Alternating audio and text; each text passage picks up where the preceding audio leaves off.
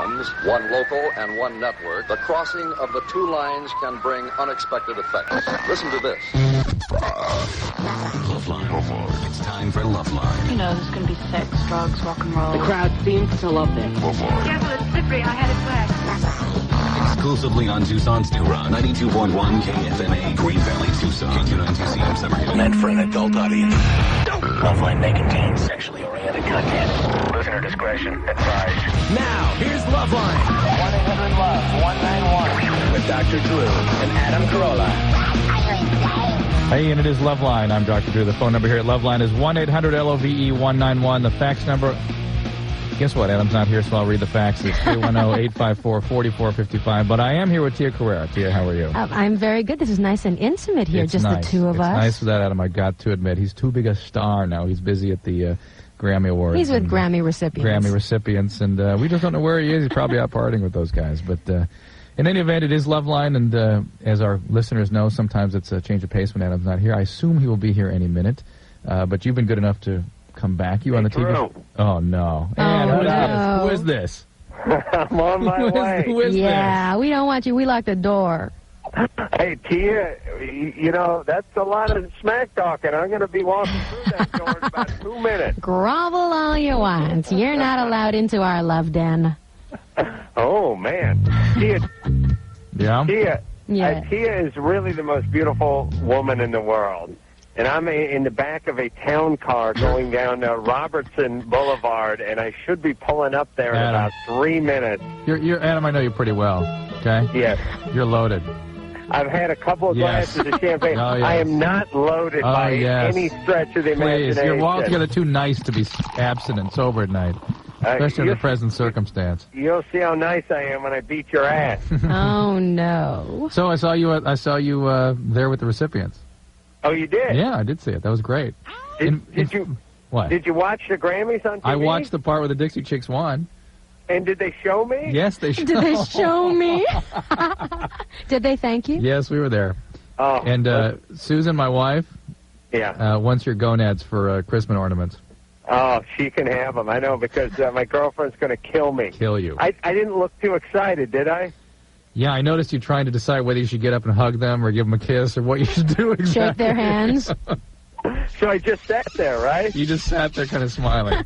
That's right. Tell me something. The one that did all the talking for the award recipients, her name Natalie? Yeah. I was on Politically Incorrect with her. Yeah, I know the word. She was telling me all about it. How weird is that? Well, it's not bizarre, but it's certainly a coincidence. Well, I didn't know she was she wasn't a Dixie chick then. It was like 6 months ago or 8 months ago. No, she was a Dixie chick. The Dixie chicks have been around for a while. They haven't gotten hot until just the last couple months. Mm. But they walked away with 2 Grammys tonight. Oh, that's amazing. And we still got you. No wonder you're late. Look, you just shut up. Let us do some callers, all right? When you're here... Listen. What? Okay, go ahead. All right, Oh!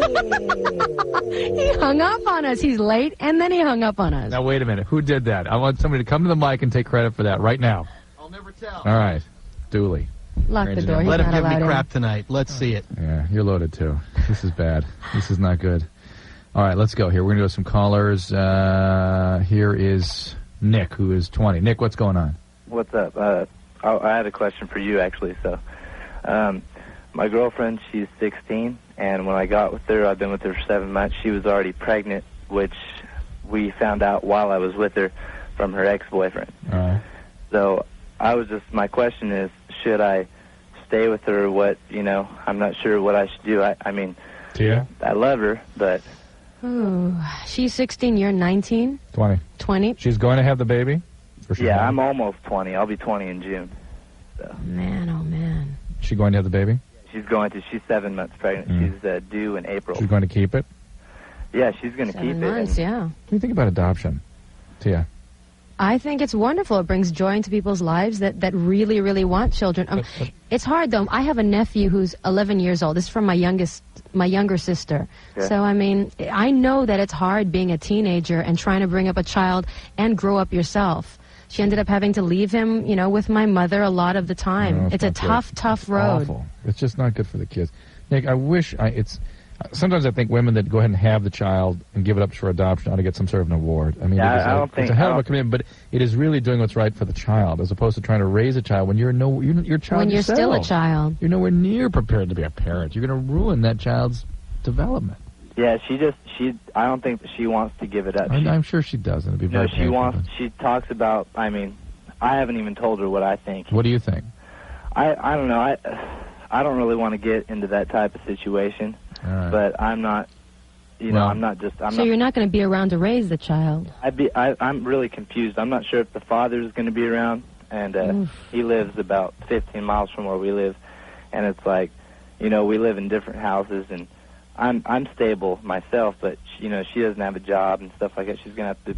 Nick, it's a mess. It's just a mess, and we're not going to make this decision for her. You're going to decide, I hope for her sake, that she has somebody caring in her life, but then if you're going to initiate a relationship with that child, I hope you see it through until at least the child is 8 years old. Think about what that commitment is, Nick, for you to create something healthier on behalf of the child. So, and God knows where that dad is. There really ought to be laws in this country that are...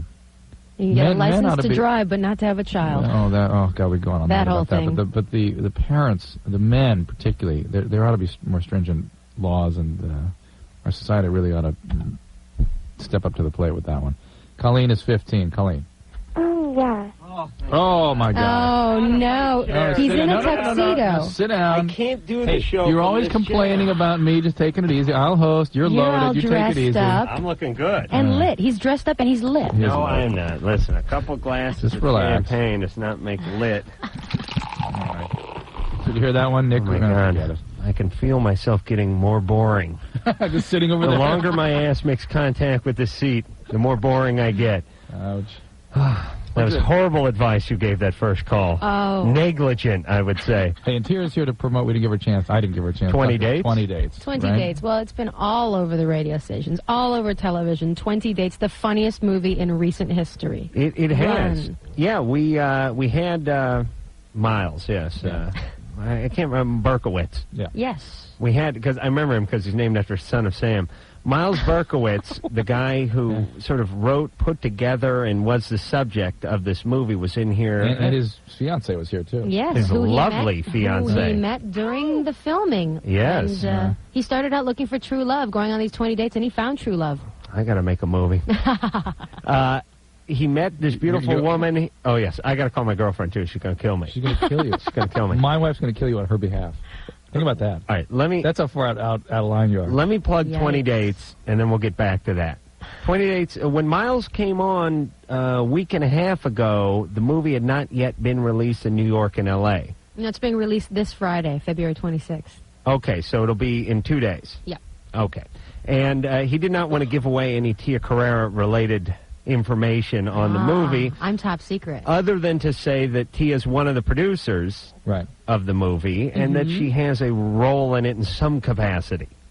And very little clothing's involved, but we won't get into that. Oh, that's good. I'm trying anything to get people to see this movie. Yeah, the buzz is great on it. I've seen tons of great commercials. It's very funny, very inventive. Yeah. Very hilarious. And it seems to be almost a different genre of movie. It's it's not a documentary, per se. It's a realistic romantic comedy. Yes, one we all need. It's a real romantic comedy. Everything comes back to your relationship tonight, doesn't it? Everything. Yes. I got to call my girlfriend. Is that your life? Now, Natalie is one of, the sweetest, straightest, and I was on Politically Incorrect with her. Of the Dixie Chicks. Yeah. Is that the one you were hooked up with? Hooked up is not the right term. You went on a date with somebody else when you had a girlfriend? Listen to me, Tia. First off, you're next, so don't laugh.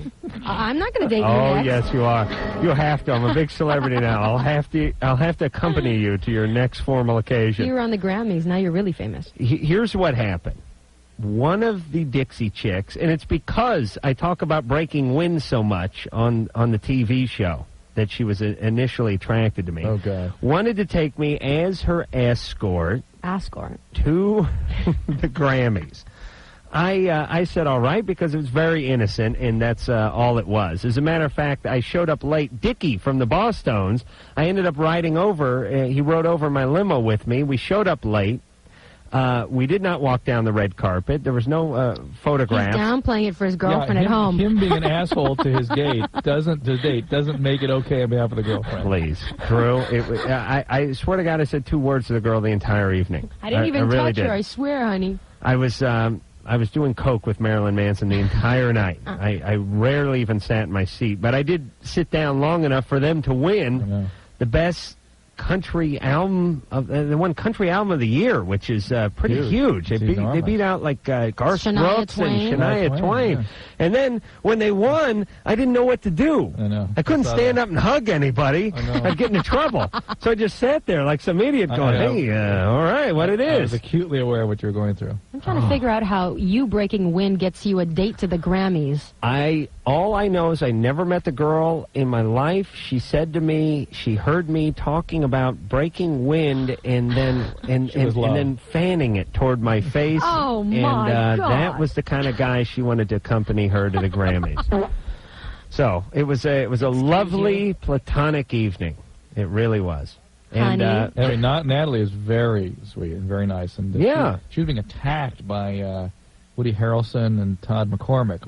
She was defending not using marijuana, basically. Right. I saw that. Yeah, you did the PI with her on it. Right. PI, yeah. Yeah, we're cool. We've done it 5 times. You call it PI. I was thinking about doing it again myself. All right, now where the hell are we, Drew? This is killing me sitting in this chair. All right, let's go to Alicia. Alicia, 15, what's going on?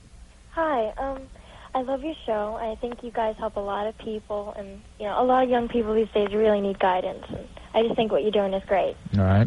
Well, I did want to say though that the last couple nights ago you made some comments about homeschooling that aren't appropriate for every situation, and I just I wanted to give you like the other side. Go ahead. Well, I'm speaking in behalf of myself and all my friends in the homeschooling group I belong to that listen to your show. All of us are enjoying our lives and the opportunities that that are available to us, and kids that go to public school miss out on some of the time. And how many kids in the group? Approximately, I think 50. 50. It's not homeschooling. It's a little school. Listen, it's not. That's like public school shoved into someone's living room. Yeah. No. You got tetherball? No, Because then it's official. Once you have tetherball, it's an official public school. See, we meet once a week at a park. And it's very open. It's a very open environment, and pretty much all the kids that. Wait, hold on a second. Once a week? In a park. It's a yoga class. Like my friends and I, we meet more than that. It's just like a group meeting where everybody comes. There, different kids of all ages. All right, but Alicia, let me just bump in for a second here. All right, I got to get some coffee and sober up. Right. Now here's the deal. Mm-hmm. What do you do every Monday morning? Where do you go? What do you mean? I mean, you mean for my... You try to lay it out as plainly as possible, but even that's trouble. You get up Monday morning, you get dressed. Get up Monday morning, where do you go? I stay at my house and do my schoolwork. Okay, so you're schooled at your home. Well, not all the time. I mean, it's at least with my mother, it's very open, and I have the choice of going outside, going for walks, doing things like outdoors, going with my friends. Oh, okay, but you would say that your schooling goes on in your home. No, it's more of like living as... Okay, you do not attend a public school. Correct. Do you read and write? Pardon? Do you read and write? Yeah, I'm 15. I went to public school. I went to public school all through elementary school, and right. I haven't gone to middle school. Now, how do any other kids go to school with you on that Monday morning? No, see, it's not like that.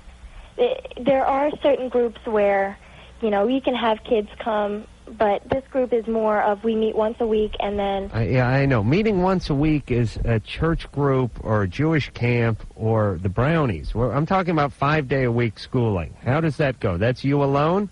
Not always. Oh, for Christ's sake. Listen, this homeschooling's a disaster because you cannot communicate with people. Right. For Christ's sake, if there was ever a reason not to be homeschooled, it's Alicia's making this she's right. putting a finer point on this than we could ever do. I'm trying to interrogate her like a goddamn Nazi at Nuremberg, and I can't get a word out of her. Yes. I can't figure out whether she's being taught at school, she's going to a park, there's more than one person. I'm working and working and working, I can't get a damn answer out of her. Sounds like truancy to me. Yeah, I think it's basically what she has is what's the kissing disease, Drew? Mono? She has mono. That's basically what it is, right? That's why she's home. She's home. She's got mono. I can't get an answer out of her. All right, let's go on. All right. Coralina, 21. It's great when people defend stuff. I know. They make our points beautifully for us, don't Thank you. Coralina? Hi. You're 21. Yeah, I listen to you guys all the time. Thank you. You should see how good I look. Oh. I know what you look like. No, but this is even better. She saw you on the Grammys. No, I don't. I live, like, in the sticks, so I don't get TV. Coralina, what's going on? Well, me and my husband have been together for about 5 years, and we've been married for 2, and he completely kind of ignores me. We don't have sex. We don't really communicate, don't do anything. How long you guys been together? About 5 years. And why'd you get married? So you married at 16? No, we've only been married for 2 years. 2 years, I'm sorry. Like- And how old is he? He's 24. And when did he start becoming such a uninspired partner? About a year. A year ago. Yeah, he's just like, I don't know, kind of, he's got this Nintendo thing now that he's always on, and Nintendo 24. do it. But before that, it was like a book or, you know, a car model, anything. What's he do for a living? A book? What does he do for a living? Well, he's a contractor now. When we lived out in Nebraska for a while, he was like worked at some grocery store and stuff. So he was home pretty early, but even then, he was just kind of. He was a box boy? No, he was a produce manager. You know, by the way, here's one of the reasons you've got married too young. When you're in couples therapy and Nintendo pops up. Comes between you. Yeah. Ever since Super Mario Brothers, honey, things have not been the same in the bedroom. Or I thought, you know, he's going to grow out of it, but. Carlene, is he depressed? No, but see, like, he doesn't sleep at all. I think he has insomnia. He stays up, like, 4, 5, 8 o'clock in the morning, sleeps all the time. What drugs is he doing? Yeah, What drugs is he doing? 2 hours worth of sleep, and he's like, okay, I'm gone, and I like must not be working tonight. What drugs is he doing? nothing. Come on. No drugs. He has to be doing something. I tell him to go to a doctor and get like pills for insomnia so he can sleep at night actually in the same bed with me, because he usually passes out on the couch or in front of the Nintendo. There's something very wrong here. I know he had a bunch of problems. Stop. Quiet down. Okay, sorry. It's a very disturbed situation. Do you understand that? Yeah. His not sleeping could be some drug use that you're not aware of. Could be a major depressive episode. Could be something really substantial. Well, see, I try to get him to the doctor to go take pills, and he's like, I don't want to take pills. I don't want to be on anything. And I'm whatever. like, He needs an evaluation so you can know what you're dealing with here. Why'd you get married? Do you have kids? Yeah. Oh, I knew that would get Drew to belch up whatever he ate for lunch. Oh. We have a 3-year-old daughter. No, you should be taken away from the kid, and the kid should just raise itself in the apartment. Homeschooling. You're wrong. Please, you got a dad. No homeschooling, but I mean, Daddy's addicted to Nintendo, y'all. I mean, he's great with my girls and everything, but of when it course, comes to me, he's the same mentality. He has nothing to do with me. Okay, I'll tell you the situation. The other night, I come out of the shower, I'm in a towel, I drop my towel, and he's like, "Go put some clothes on." I'm like, "Hello," because they're saying, "Look at me," and he's like, "Okay." Reading a Nintendo book, and I'm like, I want some attention here. But listen, he's reading a book on Nintendo. It's really like using a schematic for a bong. It really is. I mean, you've plumbed new depths. Yeah. When you're reading a book for this goddamn Nintendo. Yeah, he's gotten deeply into it. Everybody listen to me. This is why you don't get married at 19. This is a you disturbed understand? situation. It really is. Carlina, please get him evaluated. You've got to find out what's going on here. It's not about him not wanting to have sex. It's something far more globally awry. Joey, 15. And on the kid's behalf. Jesus. I have a guy hounding me. He's a homosexual, and I don't know what to do to get him off my back. Get him off your back? Yeah. I don't understand. He's kind of. Have you told him you're not interested? Yeah. He's kind of still writing me notes and everything. I'm afraid to drop the soap anymore. What do the notes say? That he wants to have sex with me. And okay. That's BS. Really? Yeah. You don't believe him? Want to sweat him a little bit? Listen, I don't care whether it's true or not. It's sort of the same advice, and this goes out to everybody who's getting unwelcome advances. You just move on. And the problem is people stop and start arguing with people. Mm-hmm. It's like if there's some Jesus freak and you're walking down the street and he's espousing all this nonsense about Christ is coming the day after tomorrow, and you stop and engage him, you're dead. You're screwed. Look forward, keep walking. Mm-hmm. That's my advice. If you ignore them, then it stops happening. And by the way, absolutely. There's nothing about being gay that causes people to somehow become sexually aggressive or predators.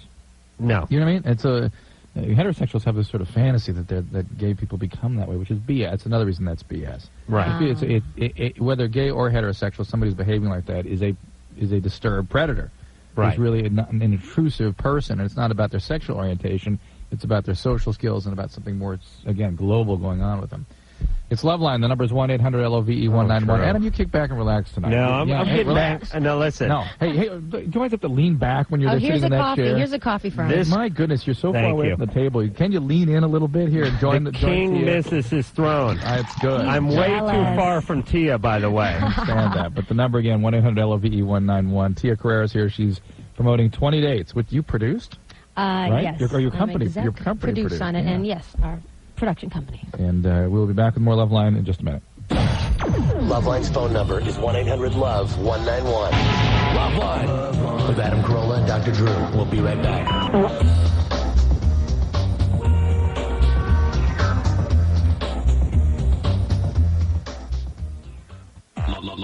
Loveline on 92.1 KFM. They are treading water in a sea of retarded sexuality. Loveline exclusively on Tucson's New Rock 92.1 KFMA.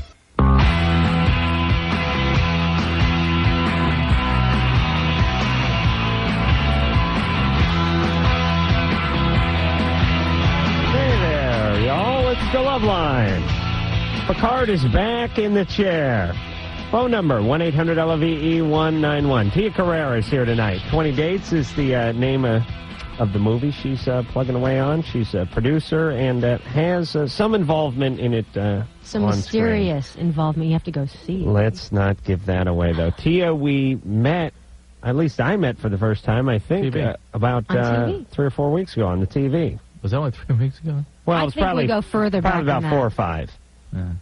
Tia was one of our last guests, yes. I believe, right? Yes, I think the last week. Yeah. It's airing next week, I think. Oh, it hadn't been on before? Next Tuesday. Maybe it'll it's be on third TV. airing, though. Really? Knowing MTV. Do you know MTV is going to start playing Loveline at 11 a.m.?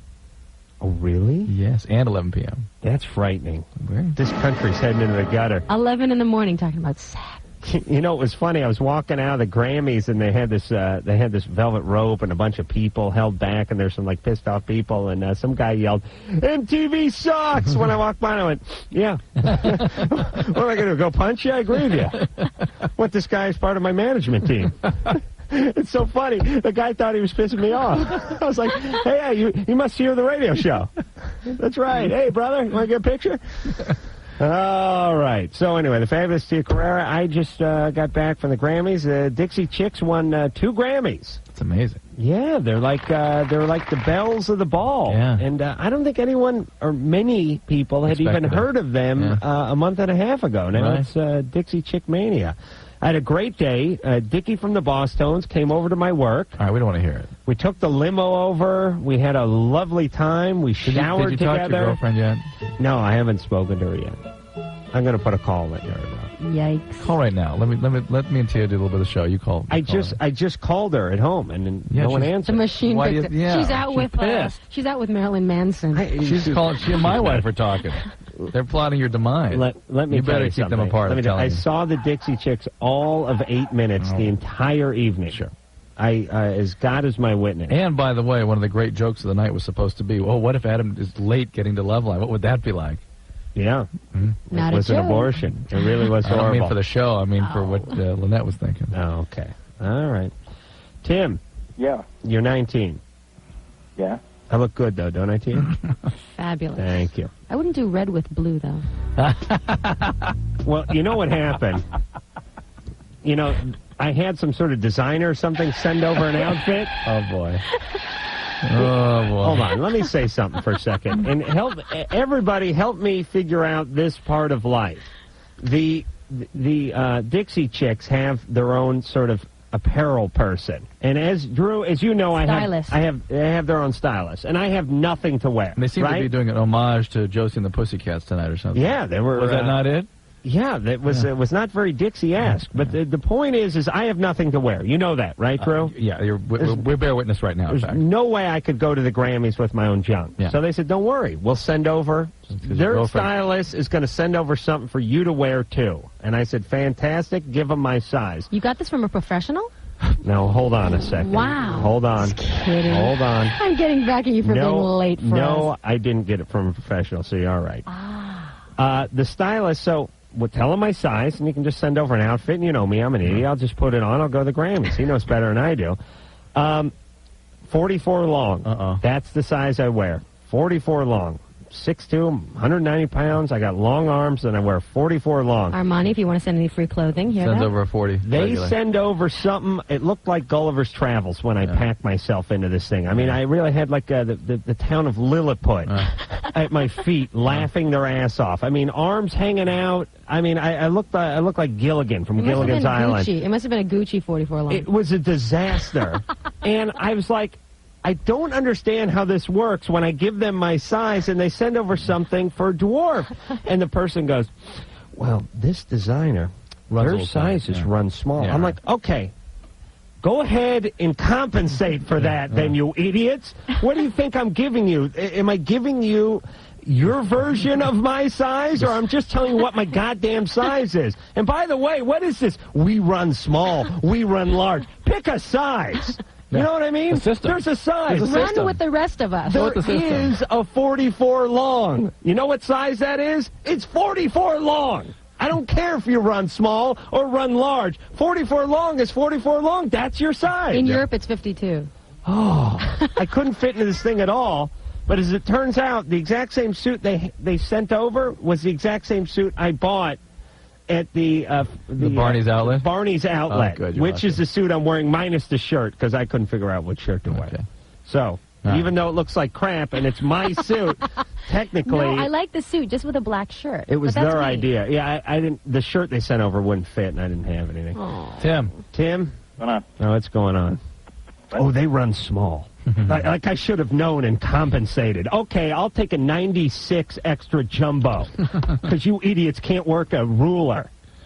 Jesus. Tim. All right, sir. Go. Tim? Yeah, what's up? Yeah, go ahead. Okay.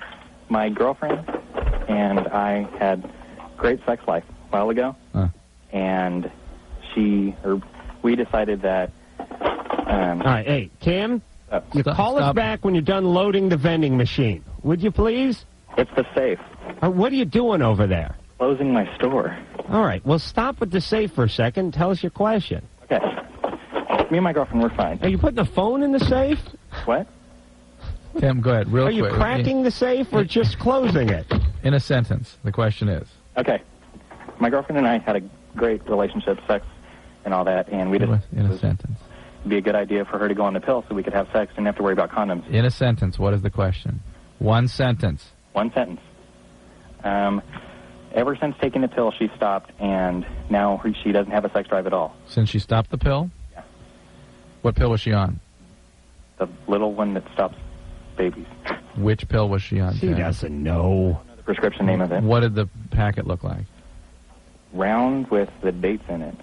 Oh, just a round, and with a different color, 2 different colored pills or 3 different colored pills? Had green ones, pink ones, and white ones. Okay. And was her sex drive increased when she was on the pill?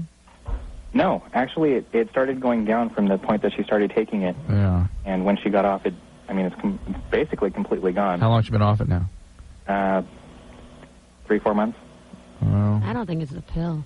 The pill can definitely change sex drive, but it's usually while you're on it. And you're describing a triphasic pill, which usually actually increases sex drive. So it's hard to blame the pill in this case, I guess. Well, if the pill increases the sex drive and you got off it, then wouldn't it decrease? It's an interesting... that's what the question I have in my own mind. I've never seen that. I suppose it's possible, but most of the biology has restored itself after 4 months. I'd expect to see her kind of spring back around now if it's biologically based, if it's pharmacologically based. How old is she? She's 20. Yeah. Anything else going on in the relationship? Like issues? Right. Not really. I mean, I'm working a lot, so I don't really get that much time to see her except for at night. And her too, but... Is she complaining about that? She is a little bit. I'm not. Tim? We know this isn't... Yeah, we understand this isn't your problem. But she may be feeling the loss of intimacy. And believe me, when a woman doesn't have that connection... That'll be the first thing to go. That's it, man. Trust me. That's it. And for a man, it is a hard thing to understand because we don't work like that. Yeah. And you've got to pay attention. Yeah, guys, let me tell you something. Being in a relationship, it's like being in prison. And when you stop. When you act out, the warden takes away certain things. You're going to find out. You're going to find out tonight. That's the first just thing. how accurate that is. The warden takes I away want to talk to certain Lynette. things. Let's get her on the air here. Please, Drew. I'm taking her. He's to an stoking the Al-Anon fires. meeting Please, Drew. Yes, stop it. You understand? No, twisting the knife. She's fine, right? Humanity. Is she not fine? Did you see me on TV? Yes. Really? Did I look like an idiot? I saw them announce the award, and I thought, oh, my God, what is he going to do? Yeah, And that's what I was thinking. You look like a statue, like That's good. like Marcus Aurelius, just stuck there. I wanted to look like the thinking man. No, you almost, a little Rodin in there, yeah. Yeah. I wanted to be like a possum in the street, you know, when the high beams hit it. That's scurry away. That's what I look. Roadkill, is that what you sampled? Right before the kill. Yeah, that's and what then I was aiming noticed for. Natalie stayed back a while after that, and I Yeah, thought, I was like, She was waiting for the I was like, kiss. hey, honey, get out of here. And I thought, is it because he's sitting there and she's waiting for him to have a reaction? What's happening? I swear to God, she must have paused what was all of a 4 count, which felt like about 3 days. It looked like about 3 days on TV. It really did. I was like, go away. Go away, honey. Go. Was go. she talking to you? Who's she talking to? There were other people from the group, husbands and managers and all that, who were to the right of me. She was agreeing. And they were trying to communicate with them, but they had to go past me. I was Checkpoint Charlie. And I just stood there like an idiot, like, go get it. The Grammy's getting cold. Go get it. Quick. I was going to throw a tennis ball up there, so I would have chased it. You ain't getting nothing from me. Oh, they're really 3 of the nicest girls you ever want to meet, and I swear to God I talked to her all of 8 minutes the entire night. I just sat and drank with her husband out in the lobby. But I walked back in right when they won the Grammy, and I didn't know what to do. I couldn't hug anybody. Oh, and then the guy with the camera was hovering around during the speech, you know, and I was thinking, geez, I don't want to read the program, but I can't look, Too excited. Yeah, I can't look too excited. I just sat there like an idiot. Wait a minute. She had a husband? Natalie, I was thinking Natalie that, did. too. No, Natalie didn't have a husband. The other two Dixie chicks had husbands, and I was... so you were Natalie's date. Huh? And why was Natalie sitting next to you, but the other girls weren't sitting next to their husbands? Because they put the He's band in together. so much trouble. Yeah, but why did he get the coveted seat? We should leave him alone. Yeah, you know, that's interesting. I asked to be moved at one point, but to no avail. They're pulling a Brad and Gwyneth moment. The Dixie Chicks all had to sit together, and all I know is I had the 4th seat in, and I just sat where I was told. But for the majority of the show, I was up in the lobby, I know, you keep hanging saying out that. with the... I understand. Only 8 minutes together. Her husband was there, too. Drinking in the lobby, yeah. Well, anyway, we went down to watch them catch their award. And, anyway, they're horrible. Toothless, all of them. You're in trouble. Ashley. Yeah? Ooh, 12? Hi. You're 12 years old? Yeah. Oh, baby, that's young. What's going on, Ashley? Well, I found a porno in my brother's room. How old is your brother? 15. Why were you looking in your brother's room? I was looking for my CD. Between the box spring and the mattress? No, in his drawer. In his drawers. What do you think about that? What do I think about it? Yeah. I think it's disgusting. Okay. All right. What, was it a movie? Yeah. You didn't watch it, did you? No. Okay. Well, okay. That's good. Yeah. But do you think lesser of your brother now? No. Are you freaked out about it? Yeah. How come? I want to know, like, if I should tell my parents. I don't know that that's going to accomplish much. If it makes you feel better and you have a real open relationship with your parents where they can talk to you about your feelings about this, then it would be a good thing. But if it's just to rat out your brother, that's not going to do much for you. Your brother, that's sort of appropriate for a 15-year-old to be doing into stuff like that. But to expose you to it and to have to deal with your feelings about it alone could be a little bit troublesome. Well, how do you know it was a porno movie? The name. What was it called? Nasty Nikki. Yeah. Wasn't, Oh, stop. Ashley, do you have the kind of relationship with your mother or father you could talk to them about how you feel about this? Not really. They would be just ratting them out. They'll probably yell at him. But it's like, my brother's, changed, like, since the last year or so. He started hanging out with different people. Yeah. He's a teenager. Yeah. You know, What grade are you in, Ashley? Yeah. You're in 7th? Yeah. And what grade's he in? 9th.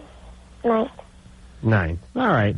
So, Ashley, you're a big girl. You got to get over it. But this is an opportunity, perhaps, to begin talking about this kind of stuff with your parents. Yeah. And it is an opportunity. How are you going to do that without ranting the brother out? Well, but she went into his room and Say was she looking saw through it his in a drawers. store or something. Or just that those things bother you. She feels uncomfortable with it and just wants to just like she needs an opportunity to talk to an adult. Do you have an older sister or anything like that? No. Well, hold on, Ashley. How disturbed are you by this? Well, it kind of freaked me out when I found it because I was like, oh my God, because like my brother, he's like, he can never do any wrong. He's like the favorite. Well, you don't think of your sibling in sexual terms, you know, and it's kind of weird for me to even talk to my sisters about it. You know, it took a lot getting over that. Really? But I mean, now stop. You're not going to go to the Grammys with them. Say mom and dad? Yes. All right, I'll take them. But the thing is he's a teenager, and teenage boys are curious about things like that, and that doesn't make him a bad person. It doesn't make him any less of a good brother. And he had it hidden in his drawer. He didn't want to expose you to it. Right. He didn't mean to. But if you have questions about sex, I think you should be able to talk to your parents about that stuff. I think it's without getting him in trouble. All right, I know Ashley's a young gal, but let's all go back to 7th grade for a second. Well, but 7th grade's an interesting year. Some of the kids are like 15, and some of them are like 9. I know, but when I was in 7th grade, guys were like smoking pot and talking about, but having Ashley's sex. clearly one of those pre-pubertal 7 year Yeah, olds. she sounds little very girl young. voice. No, but because she is that. I gave a lecture to a bunch of 7th graders. I was shocked. I thought some of them were like 8, and some of them look 15. Okay. And that's what an awkward age for those kids to come to terms with all that. Okay, You know, their but peers are moving ahead biologically, and let's some not of do them too behind, much they don't realize coddling. it. I would tell her just to kind of get over it and move on. I don't know. At 12, I was still pretty innocent. 13, forget it. But That's it. Yeah. but there's a big difference. Big difference. Okay, big difference, but then just sit on it for a year until you feel better. I mean, what I'm saying is you were in your brother's room. It's not as if your brother was exposing this to you. You were going through his drawers. It's going to cause all sorts of havoc if you rat your brother out. You understand this stuff exists. You don't have to be exposed to it. Stay away from it. I understand you may not look at your brother the same way, but he's a 15-year-old boy. He's curious. We're living in the 90s. There's nothing wrong with it. And I'm just saying, kind of get over it a little bit. I don't think she's been traumatized, and I don't think she needs therapy. Let's just move on here. All right, let's go. God knows, you turn on Fox, you But get more than it is this. an opportunity to establish some dialogue with the parents. That's what I was getting at. Yes. Let's go on. All right, Good Tia night. Carrere's here. We'll take a little break. We'll be back. You have 5 seconds. Loveline with Adam Carolla and Dr. Drew.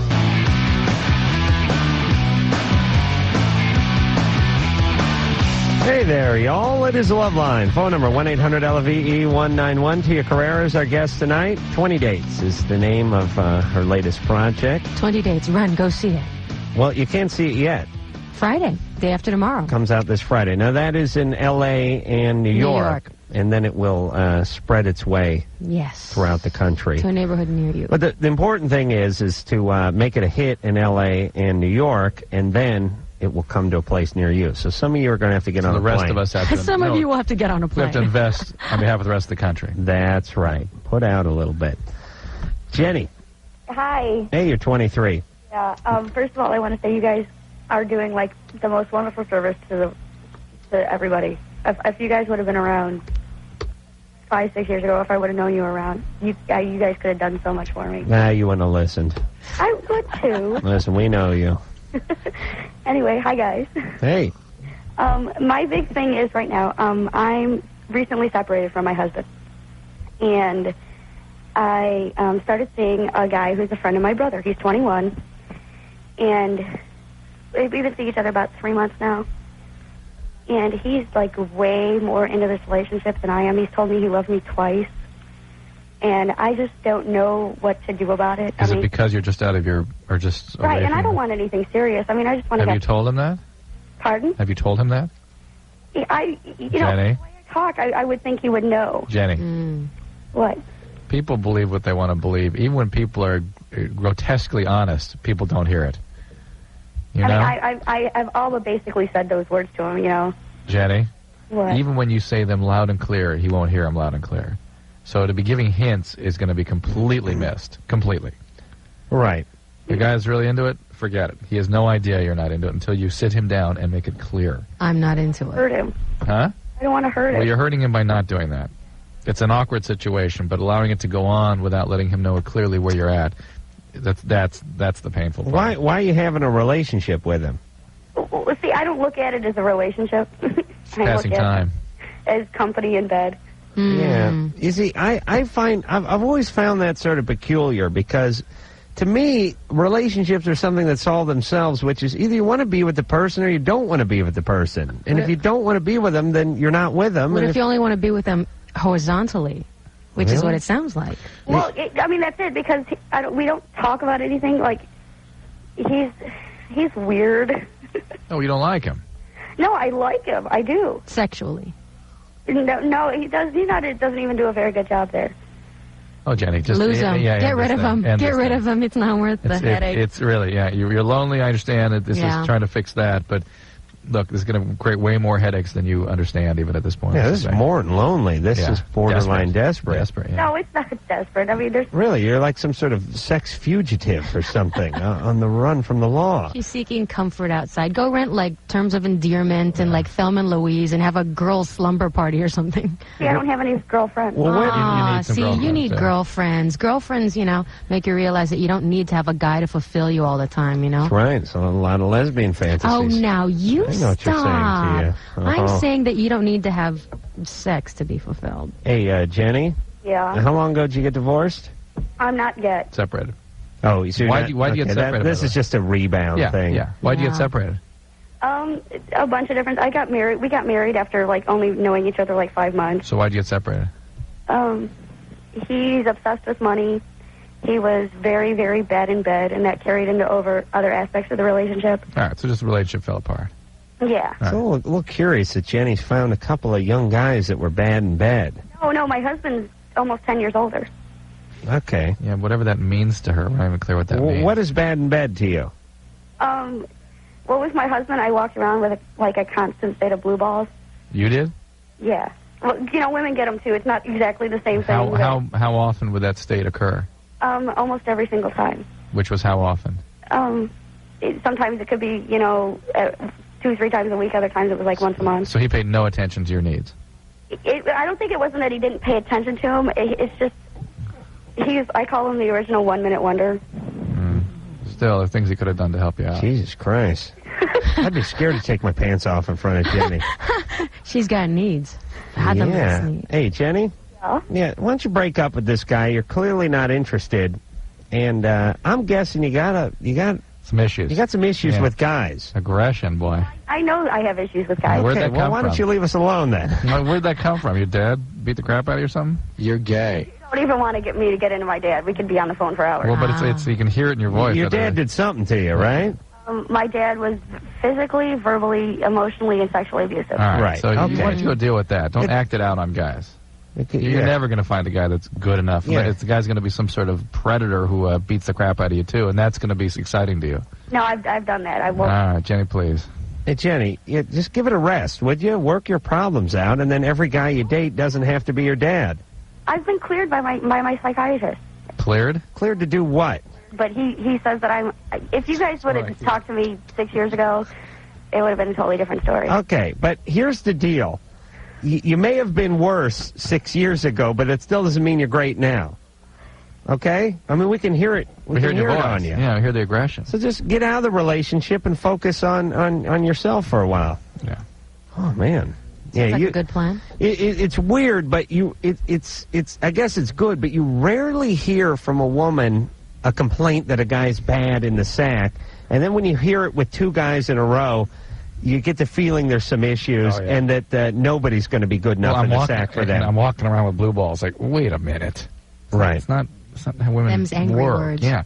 You know, I'm doing this. I got to go to New York and do this. I got to moderate a panel for the Good. AMA. Leave tonight. Hang on a second. Me and Tia will take care of it. We'll mop up. Part of what I have We'll to do shut the lights. is sort of put media and medicine together in historical context. And so I was reading about history of medicine the last couple of nights. And one of the things that was interesting, they were talking about Roman physicians and how they should distinguish themselves and how they could prove their worth is by being able to predict what happened in somebody's past and what's going to happen in their future. Based on how your analysis of them in the present. Well, now we have Kenny Kingston to do that. No, but I think that's interesting. That's what we do here. Is we see we see the pattern. But I can do it with cardiac disease. I can do it with liver disease. I mean, you know these syndromes, and it's the same as applied to the brain and behavior. Right. Yeah, it's pretty easy. I don't understand. Easy. Well, what I mean is it's as much of a science as anything else is in this world. It really is. I mean, people are always looking at what's tangible. You know, they understand medical science because they understand when the guy tallies up the platelets or whatever the hell he does, the white blood cell count or whatever, they'll take your word for it. But somehow the fact that this Jenny's dad was a physically, sexually abusive monster, that we know she's going to have bad relationships in the future without getting some therapy is pure speculation on our part. How can you predict We're that? regular Nostradamus with this nonsense. No, absolutely. I believe where you come from affects where you're going to. Absolutely. It's just makes perfect sense. It's as much a science as any. I mean, listen, they can figure out how far planets are away without pacing it off. You know what I mean? Right, about taking the pulse of the individual planet, asking their opinion on it. Huh? Asking the planet's opinion on it. That's horrible. You took a pretty decent analogy and just drove it right into the ground. We won't recover from this. We'll go to break. We'll take a little break. Tia Carrere's here, and then we'll be back. Down with those homies. I didn't know this was Korn. I got to hit myself up. I'm like, you gotta knock yourself up. Korn thanked me on their last record. He was on the Grammys with the Dixie Chicks, and Korn thanked them in their liner notes. He's so famous. I really do. You are really famous. Busy dropping names. No, but you know, all right, we got to take a 10-second break, and then I'm going to tell you something about Tia Carrere and the way I feel about it. We'll be back with more Loveline in a scant 10 seconds. Oh yeah, what'd I say? Rage. Yeah, rave. The rave scene, that's what I mean. That's what I'm into. So what about Tia Carrere? Tia Carrere is here, y'all. 20 Dates is the name of her project. She's doing some producing on it, and you also may find her in it. I was saying to some guys I was working with today, these are guys, about you, and I was saying this the other night on the air. Tia Carrere is really good looking, and not only is she good looking, but she's that type where even if you were good looking, it wouldn't necessarily work. Do you know what I mean? Like, ooh. Well, here, he means it would never happen to you. Here's what I mean. Like I said last night, you should be going out with the guy who's on the Formula One circuit.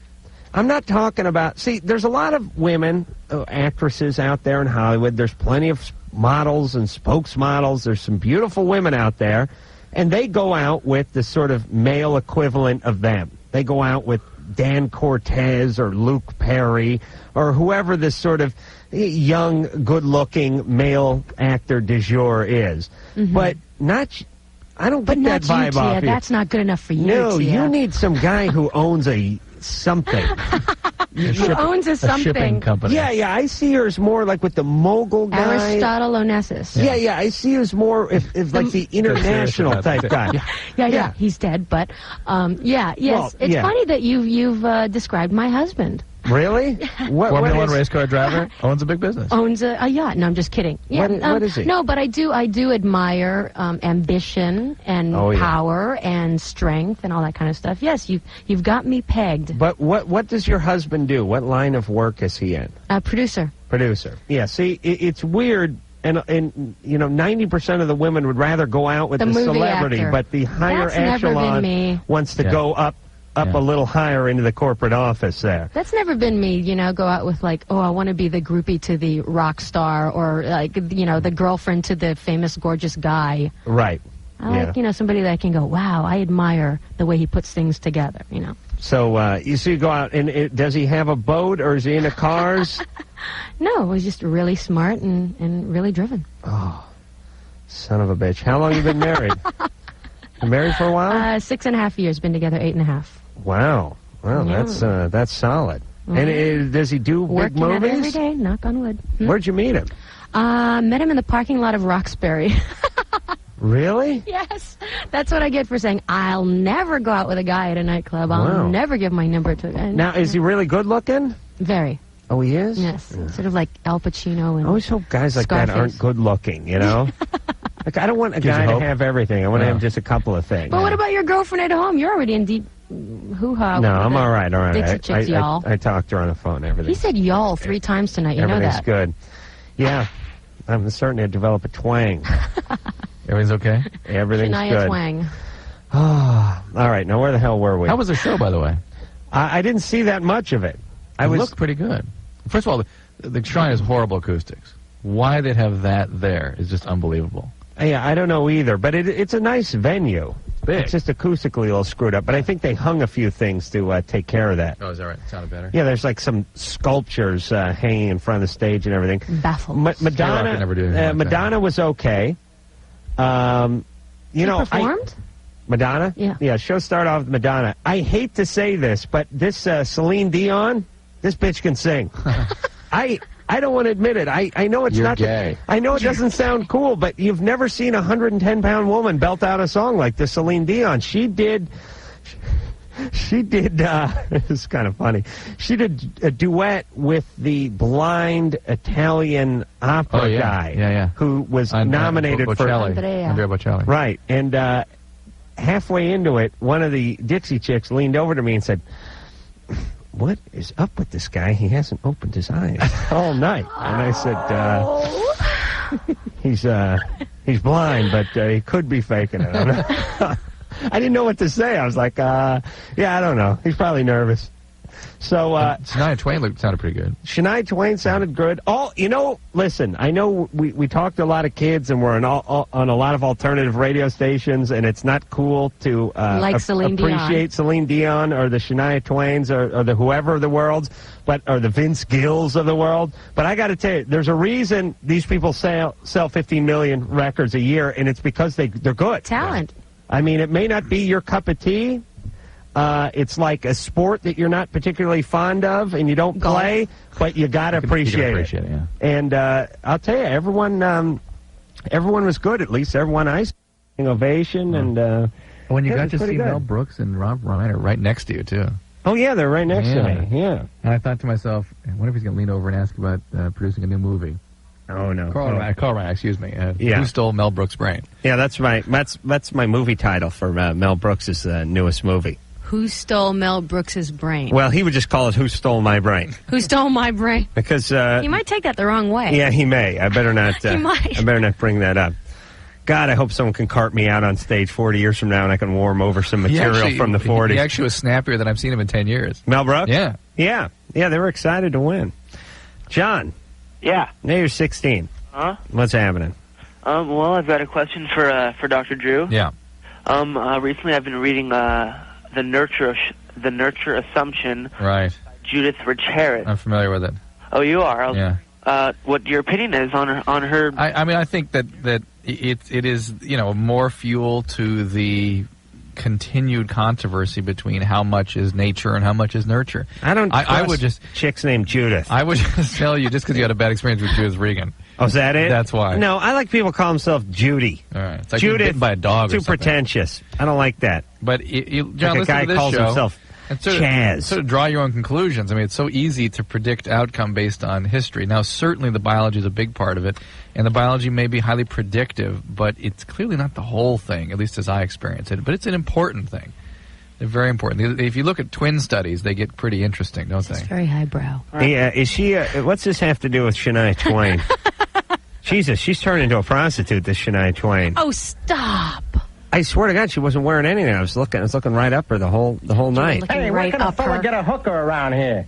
Yeah, I mean, my God. And she's up there with these guys in goggles playing away. You know, it was funny. I know this sounds a little racist and bad, but a lot of bands had a lot of string instruments in them, cellos, violins, and all that. Yeah. and there was all these like new wave Asian guys up there playing the violin because, as you know, Suzuki method. These folks learn early; they practice hard. And I was watching Shania Twain, and I'm seeing this guy wearing the aviator goggles and the leather pants and the skin tight shirt, and he's an Asian guy, and he's got a bad goatee, and he's white fiddle. He's playing a white fiddle. I'm thinking to myself, his folks are killing themselves in front of the TV set. This is not what they had in mind. All the years Imagine of practice. Harry Carey, right then and there. They sat in front of the big screen and put the knife in their sternum, and they just fell forward on it. Oh. The white guys couldn't. Their folks couldn't be happier. Just the fact that they're employed. But I don't know. I think the Asian parents were pissed off at that. All right, so John, what the hell? You're right. That was a racist comment. All right, but it was good. It means they expect more out of their culture. So John, what's the is that okay? Yeah, it's great. You all done? Yeah.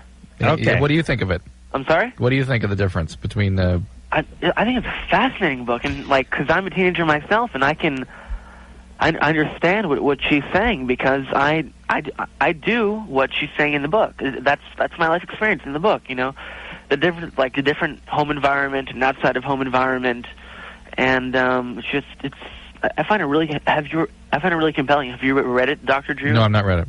Oh, What specifically are you referring to? In terms of how you conduct your life? Yeah, and how she claims that children act entirely different inside the home compared to outside the home. Of course. And a lot of a child's personality is determined by peer pressure, aren't they? Yeah, personality, right. But again, you got to understand the terms in these books. These are terms that are tossed around inaccurately somewhat. Listen, you know what the title of that book should be? No duh. Yeah, right. No, of course. Yeah. Hey, everybody, here's a news flash. Your environment and your genetics play a part in how you turn out. All right, let me write that down, Drew. Of course. Well, this book is really trying to make the point that biology is exquisitely important. So. And it's the same as our polar bear theory. Study 50 polar bears, that's how it works. That's it. We don't need to talk to everyone. Mike? Hello. You're 18. What's up? What's going on? You're on with Tia Carrere. How you doing? The question is because, like, you know, all my friends are getting girlfriends, right? And I'm feeling kind of, like, left out. You know, I'm, like, the fifth wheel each time we go out and stuff. So, like, I don't know, like, I just want to know. Actually, it's, like, for Tia Carrere. Mm-hmm. Like, I was wondering, like, you know, like, what do girls like, you know? Like, what do they want to, what do you want guys to say to them and stuff? They like producers. Oh, now stop. Well, girls true. like guys that listen to them and show interest in them and their interests. Exactly. No, I always end up like, being like a nice guy, you know? Yeah. Oh, you're the friend. Yeah. They always go, oh, you're such a nice guy. We can be friends. Hmm? Wow, you know, and then, like, they're like, you're just too much of a friend. I'm like, what? So, you know, I don't know, dude. I'm, like, kind of stumped right now. Well, listen, let me say this. Don't you think women want different things at different times in their life? Meaning... Keep trying until you hit one that No, what I'm saying is the nice guy thing is great for a woman who's had a couple bad relationships and she's 31 now and she's done with all the chaos and all the drama and just wants a guy to treat her right. But at 18, 19, 17... They want dangerous, sexy they're looking boys. They're looking for something a little edgy because they haven't realized the downside or the other side of that yet. It takes a few of those. The reality of that. The reality of the edgy guy. Yeah, the guy who's Mr. Excitement is banging your friend 6 months down the road. Right. But you haven't learned that yet. The other thing we've learned about the nice guys, Mike, is that you got to step up to the plate early. Nice guys tend to want to become friends as a way of trying to establish a relationship with a woman, but what you have to do is assert yourself earlier, ask people out, put yourself on the line, take some risks, and you won't get so stuck in Friendville that way. Right. Yeah. You cannot... you will fall in one of a couple of categories almost immediately when you meet anybody. You know what I mean? You'll be friend. You'll be, potential date. Potential date. You'll be date. Right. Yeah. I don't know. Be yourself. Be whatever you are, but be it to its fullest potential. Be present. Yeah. Be fully present. If you think she's beautiful, tell her she's beautiful. This is the thing that if guys you want to don't get. ask her out, ask her out. You want to offer to buy her a drink, buy her a drink. Oh, I don't know. Yeah. Wait, you're underage though. Forget that part. But being nice doesn't necessarily. So guys somehow they think that means subjugating themselves. Right. As you can be nice and be fully present. Right. too. Yeah, That's be right. there. Be daring. That's me. Angie. That's you. Be funny. Funny gets them, too. Oh, no, it don't. Yes, it No, does. it don't. Funny with a TV show might get something. Because Adam was Or funny a development deal. Adam was funny for a long time. Funny cleaning carpets. Manuel laughs his ass off while he smokes a joint in the van on the way back from Edwards Air Force Base. where he Funny just cleans. producing your own movies like Miles Berkowitz, 20 Dates. That's right. Out Friday on the East Coast and on the West Coast only. Thank you. Angie. Hi. Hey, you're 26. What's going on? Well, it's kind of a trip. My fiance and I have been together for 9 years, and we finally moved closer to his family, and I've been dealing with a stepsister who's really obsessed with him. He's a great guy. He's gorgeous. And it's kind of hard because I've confronted her, and I've even talked about it to my future husband's mother, and her behavior is completely out of hand. She's just... The stepsister. Because a long time ago, they had sex. Yes. Oh, boy. Yeah, I know this is based on something. She was like, he was her first lover. Oh, boy. How old were they? They were like 14, 15, before the parents even got married. So there was like, it wasn't like a sick stepsister brother relationship No, type. Angie, I don't know. So they ended up having sex, and we hadn't seen the family for about 8 years, but we've established ourselves closer to them. And Why hadn't you seen the family in 8 years? well, they had some issues. My future husband had some issues with his family. And What were those issues? his mom was just really, really bad, having husband after husband, and he had no stability whatsoever, and she just didn't have the time to love him properly, I don't think. And so approximately 2 years ago, we started having contact with them, and Oh, Angie, this is not a good situation. Hold on a second, Drew. so No, you don't talk. You don't talk Angie, about. I'm going to defend you. Wait a Hold minute. on a You second. don't speak about your partner as we. That is such an enmeshed situation when she's like, "Well, we established a residence." Well, within you 3 blocks, kind of and do. then we. Well, it's in if it's in a context where you're talking No. about you as one party and his family as a second party, then you can say we. It's all him. These are all his issues. These are not we issues. Well, actually, These are between he and his family. to me, I see that we're a unit, and I can't... Angie, that is not a unit. Is not right. Oh. You are two individuals. Two individuals that love each other very much. And I came from a very close family, and I've always longed to know his family. And finally, when we started interacting with them, I felt like there was a lot of closure in our lives because everything was pretty much settled. But I have this... Hold on a second there, Angie. I mean, this is... She's doing a lot of fancy talking, like, this Angie. like a robot. I mean, she's way up in her head, and it's all figured out. She got it all figured out. It's just not right. Not at 26. I come from a very loving family unit. Very close family, yeah. Very close. I long to maintain the same type of relationship with his family unit. We come from France. Would you like some eggs and beer? That's right. You guys are very intuitive. Yeah, well, listen, we don't trust anyone who sounds like we should trust them. That's our motto. Who's got on it the all show. figured out? If somebody sounds like they've got it completely figured out, you hang. Well, the You don't problem believe that. here's the problem that I'm having with Angie. There's some issues going on with her fiance or fiance's family and stuff like that. She is not accepting. She's going to present them, and then she's going to explain them all away. Right. That she's already done it, and she'll do it for him and her. Yeah, I could have used her a couple days ago with my girlfriend explaining I'll the make you Dixie a bet. chick thing. I'll make you a bet. Oh, fiance is. We can get him on the phone. Okay, but Drew, how? I know you had a puss on when you found out that he had sex with his potential at 14 with his stepsister at 14. To be. A lot of folks have sex at 14. Does not make them deviant. Not deviant, but we know there's some stuff going on. And not necessarily. And then mom's had 12 husbands and been abandoning. All right, there's some real stuff going on. A guy with that history is going to be acting out on women. That's what he's going to do. Angie? Yes, I'm here. Has he ever cheated on you? When we both started dating, Uh-huh. we were both pretty World's greatest guy. rowdy. Yeah. Hey, Angie? Maybe he's not the world's greatest guy. Maybe he's only like third.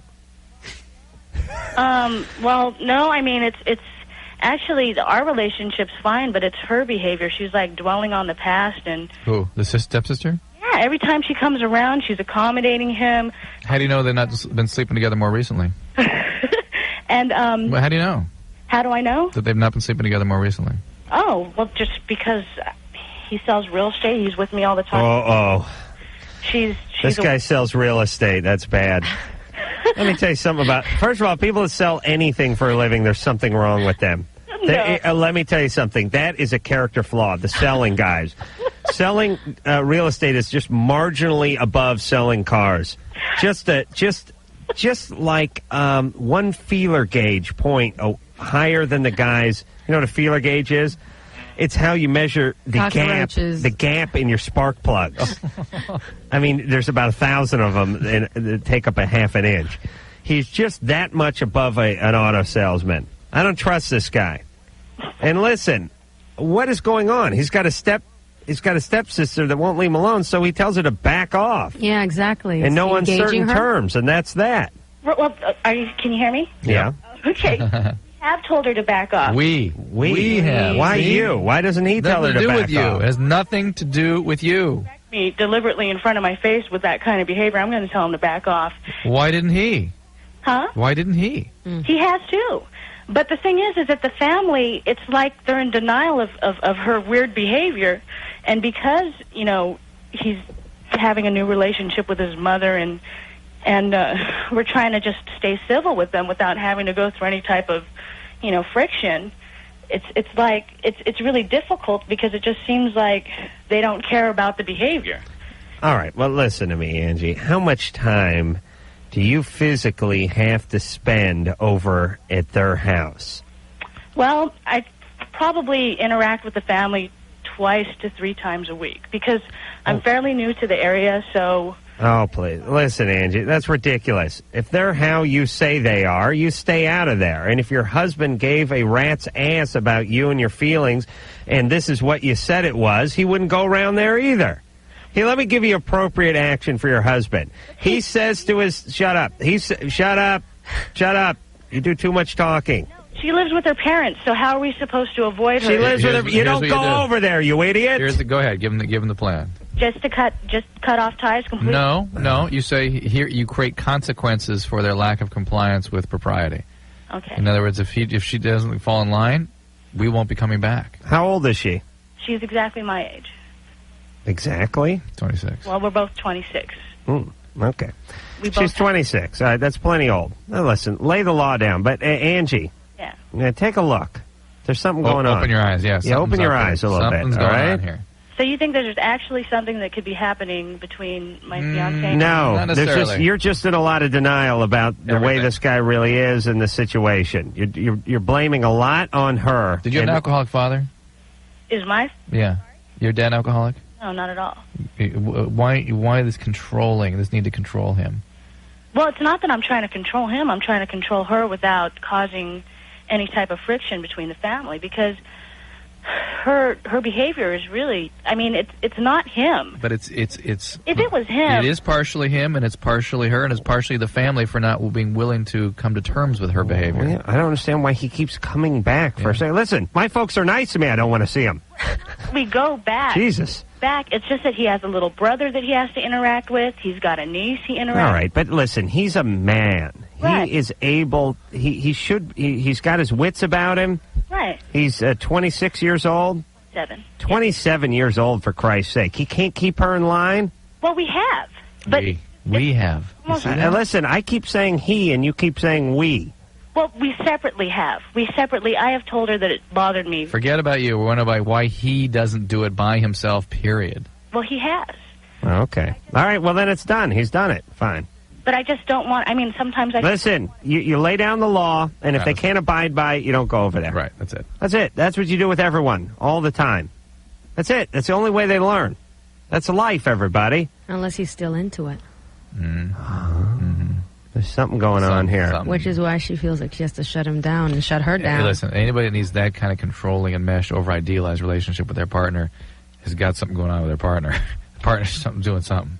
All right, let's sell this call. Kristen?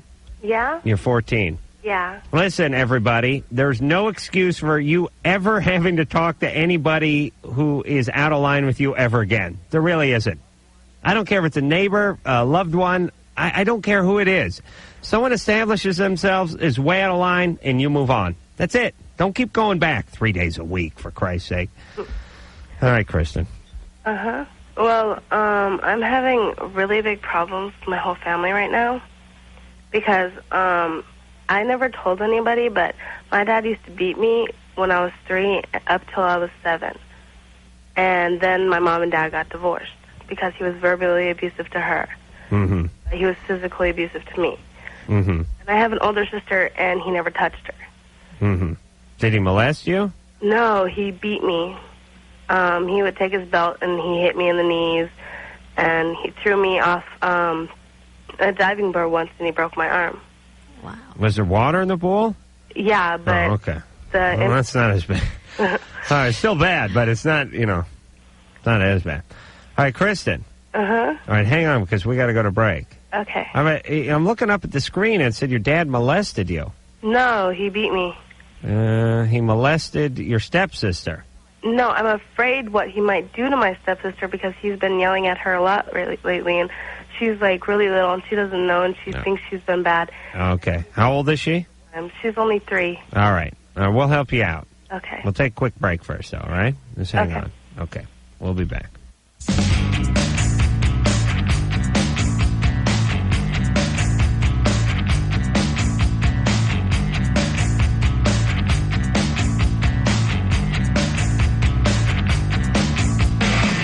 What's the deal, y'all? This is Saul. Yo, what's going on? This is Pepper. What's up, y'all? This is Cinderella. And you're listening to Loveline. With Adam Carolla. And Dr. Drew.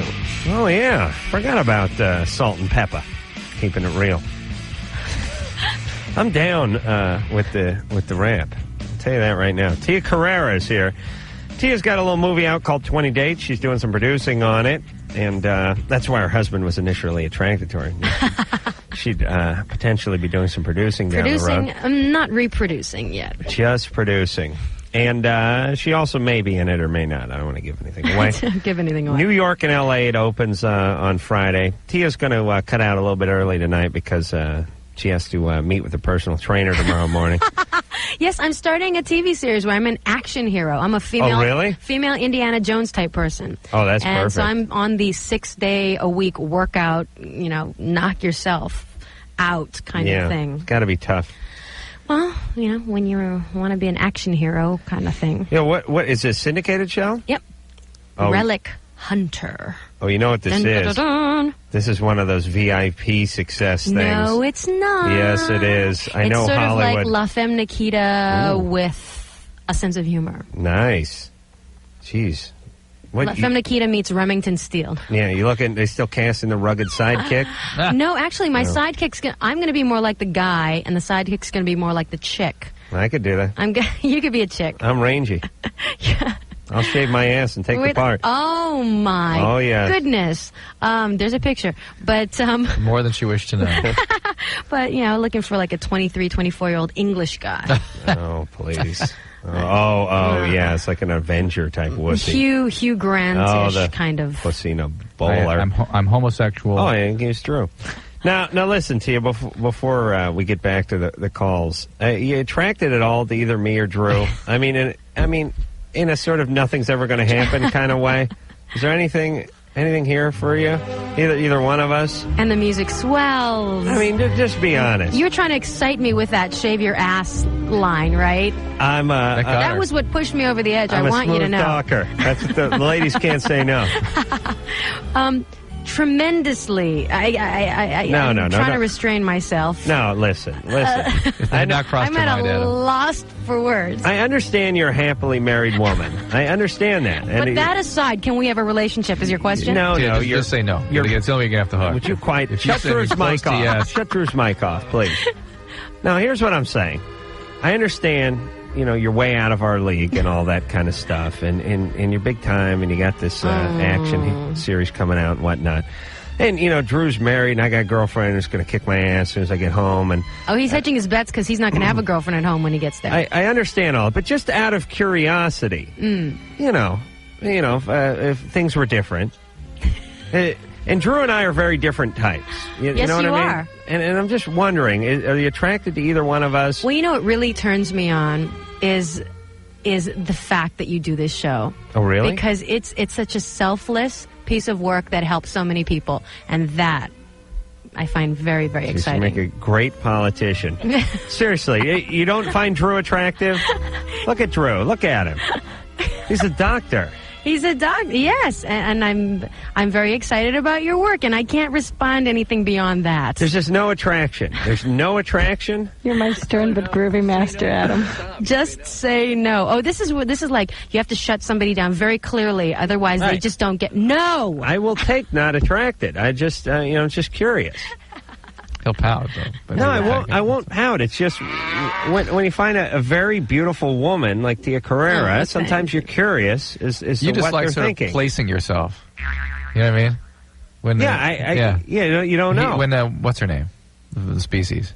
Natasha Henstridge said had a thing for Adam briefly, and that they went out. Defined him. It defined where he sort of he exists in the male realm. Having something with someone means I masturbated or twice. 5 times is a long-term relationship. That's what. My. No, she mentioned that. It's a too hanky. She mentioned she would have gone out with me at some point. If there was a moment there where you might, and then Jennifer Grey. Hi, this is Natasha Henstridge, and you're listening to Loveline with the sexy Adam Carolla. Oh, she called you the sexy Adam Carolla. I wrote that down. And she didn't even mention Dr. Drew.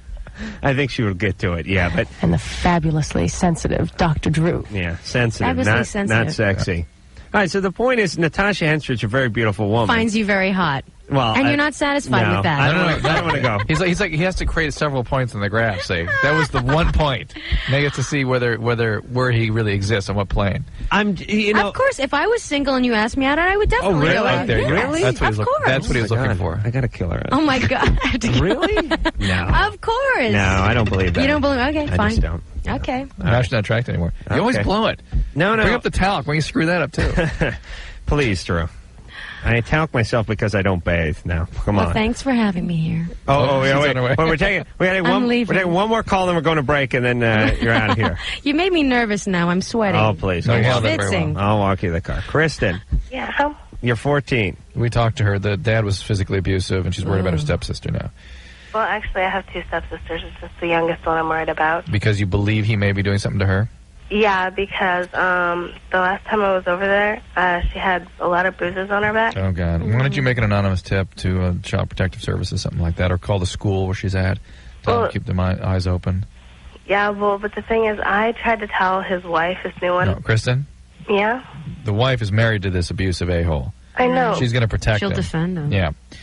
You gotta make a report or have the school do it. I know, but, I'm just, worried about her because... Hey, goofball, would you listen to what Drew's saying to you, please?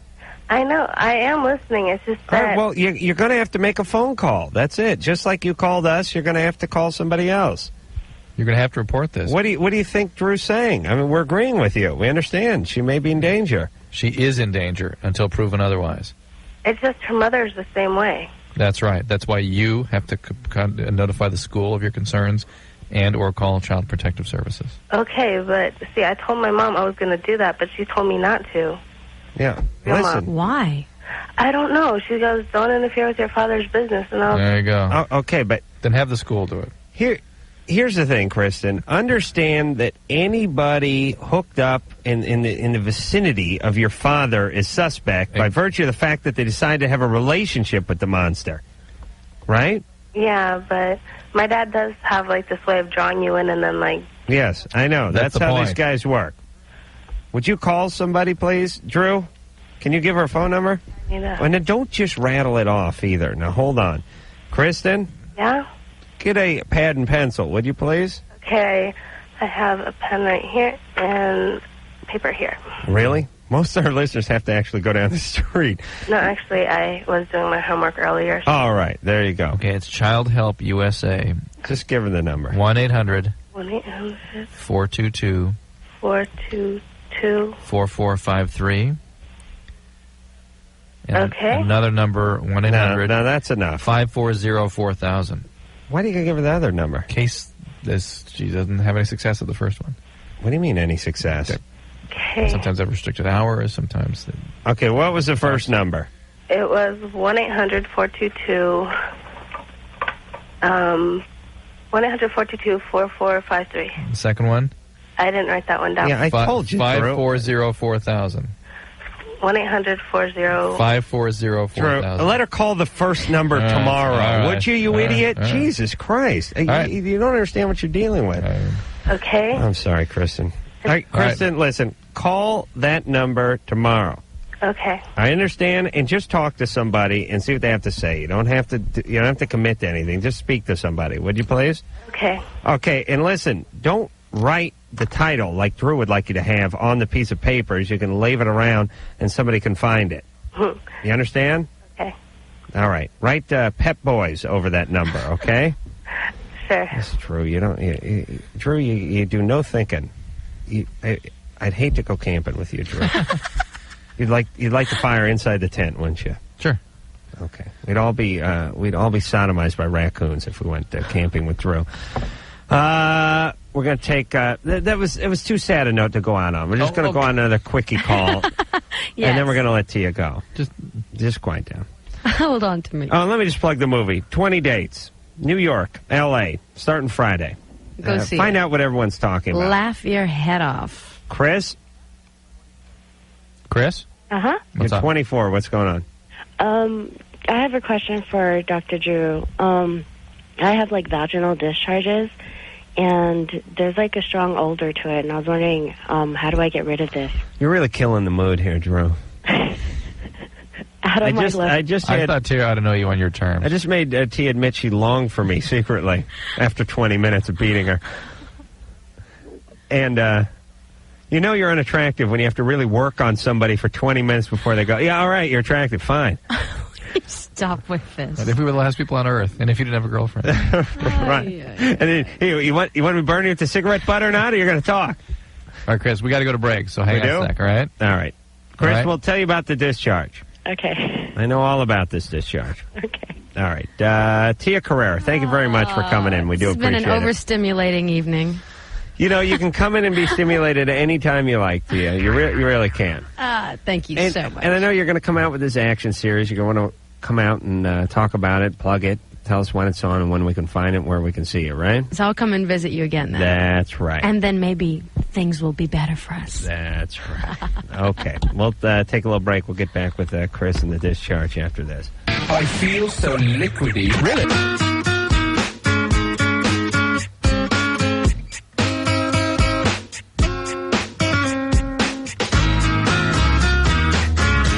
Hi, I'm Tia Carrere, and you're listening to Loveline with Adam Carolla and Dr. Drew. Cut man is. I have no idea. Oh, Jesus, are you gay?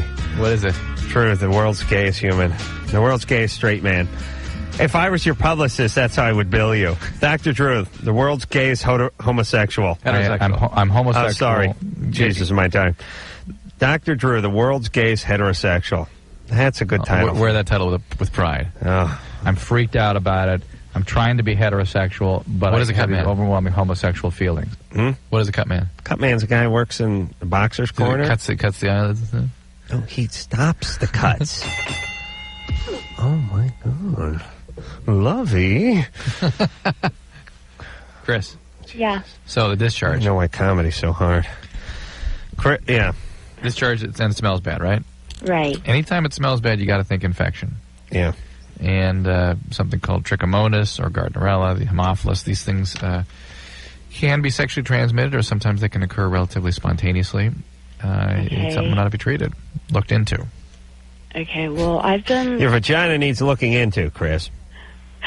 But I've been going to like doctors and specialists and stuff like that because I've had like a really abnormal menstrual cycle, and I've did like so many cultures and pap smears and stuff like so that's just your discharge. It's nothing unusual for you. You always have that, right? Right. Okay. Some people have discharge, and some people have a little stronger smell than others, and that's normal. Okay. Well, how do you cover it up? Just go in and get it checked out? How do you cover it up? Like, how do you get rid of the odor? What about that FDS stuff? Feminine deodorant spray they show on the commercials. Have you ever tried Betadine douche? Anything like that? Betadine douche? Tried douching. With what? I just buy the ones that's in the stores. Did it do anything? Not really. What's betadine? It's an antibacterial. Mm-hmm. What does it smell like? Iodine. Yeah, that don't sound good. Yeah, but it might clear that up.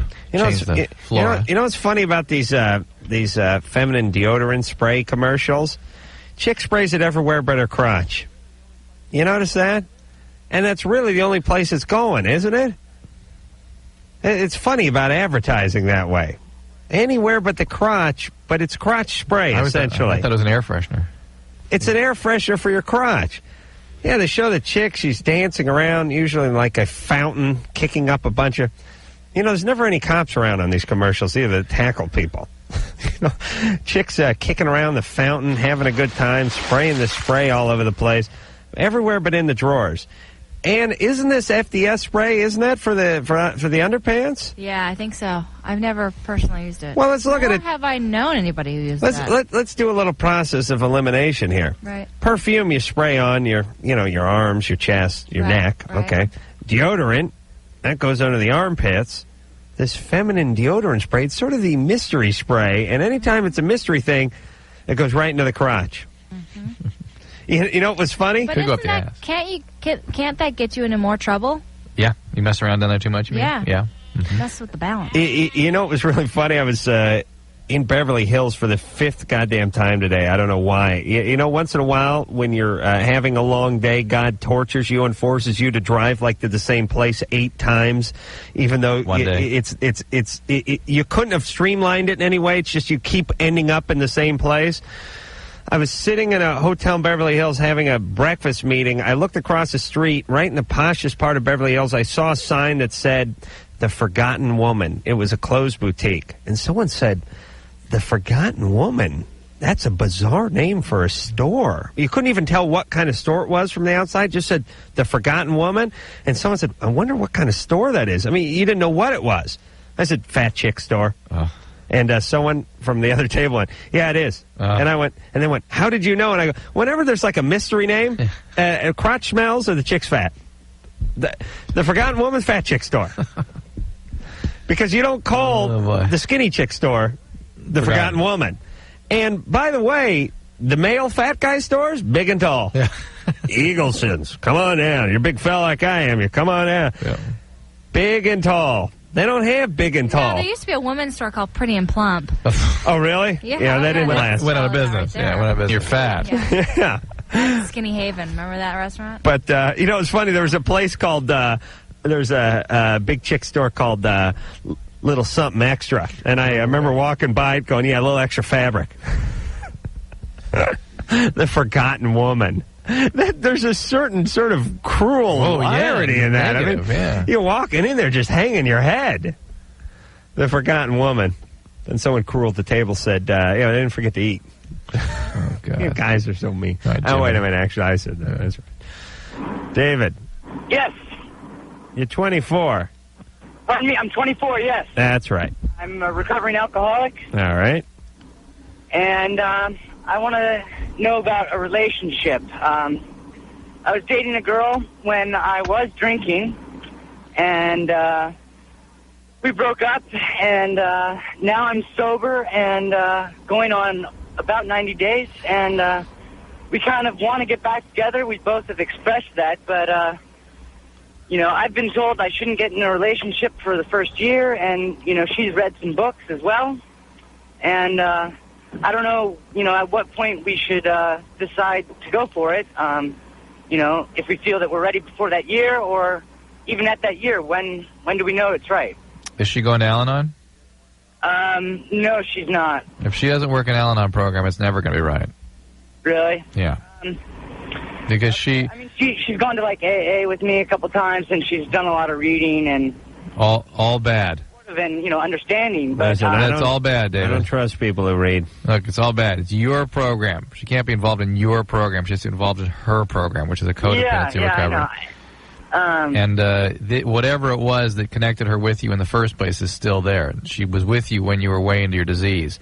And she will do something that pulls you back in that direction, unless she does something to change herself. I know that kind of scenario. I mean, I know my friends kind of do that, and my parents want to own my recovery, and but I think that she's kind of aware that she's changed as well with me. Like the way she would if she was doing Al-Anon. Nope. No. Drew, look at my eyes, would you? They're a little red. Tired. I about had it. Yeah. Listen, y'all. I'm all joked out. Everyone kill themselves. I got nothing funny left to say. That's it. I'm done. I've been squeezed. Every joke, every pun, every limerick, every rhyme. That's it. You know what? I'm not even going to say stuff that's even close to clever anymore. That's it. I'm done.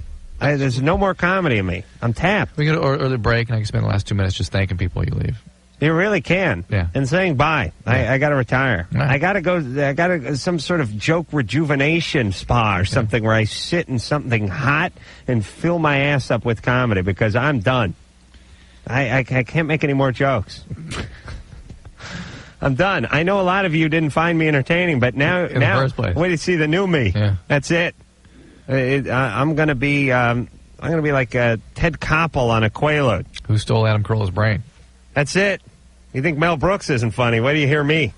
Wait till you hear the new me. Oh, that could bring you back. Oh, the Morale sisters. The Morale sisters. Yeah. You're just inflicting pain on the guy, Mike. Stop. He's down. Don't start kicking him. One more time, and I'm not going to masturbate on the way home. Let's go to break. One more fat joke, Adam. That's all I'm giving you. The forgotten woman. Jesus Christ. I don't care how fat I got. I'd never go in there. I'd have someone make, I'd have a, tent company make my clothing before I went into a place called the Forgotten Woman. No, don't give me any more of that, please. All right, we'll be back. Loveline will be right back. Second. They are treading water in a sea of retarded sexuality. Loveline. Exclusively on Tucson's New Rock. 92.1 KFMA.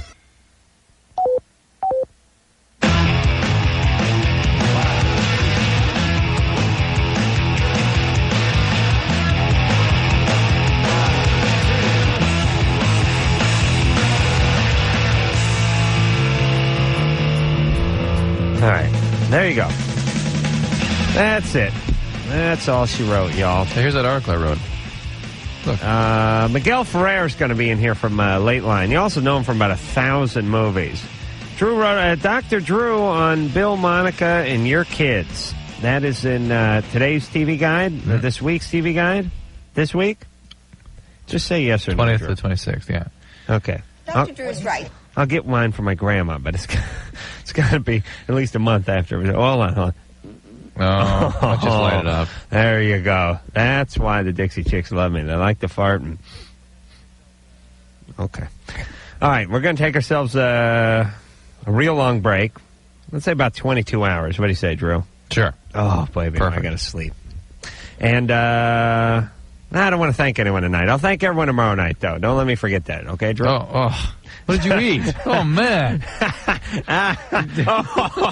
Yeah. Let's just stay on the air a little bit longer.